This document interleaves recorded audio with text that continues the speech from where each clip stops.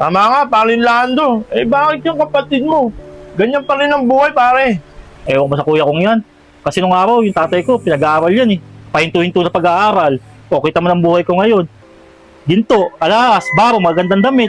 Saka nagpatayo na akong bahay, 8 million ang halaga. Saka nga pala, mga pare, kukunin ko yung anak niya para hindi matulad sa kanya. Katulad niya, walang pinag-aralan.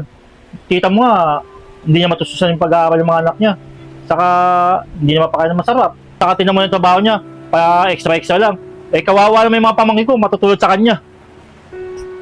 Lando, alam mo ba pinagsasabi mo kung bakit ka nagkaroon ng ganyang buhay? Oo naman kuya, alam ko yung sinasabi ko. Di mo katulad, ako nagtapos ako ng pag-aaral. Di mo katulad, pinag-aaral ka dati. Sinayang mo yung pag-aaral mo, pahinto-hinto ka.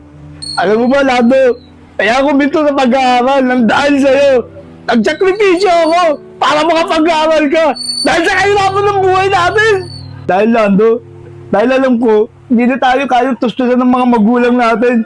Nagtrabaho ko, nag-ipon ako para matustusan ang pag-aaral mo. Yan ang alam mo, hindi na lang sinabi nila nanay tatay sa'yo, ako ang nagsusuporta sa'yo. Dahil gusto ko makatapos din sa pag-aaral. Tapos sasabihin mo sa akin, bakit ako ginato, hindi ako nakapag-aaral. Tapos sasabihin mo sa akin,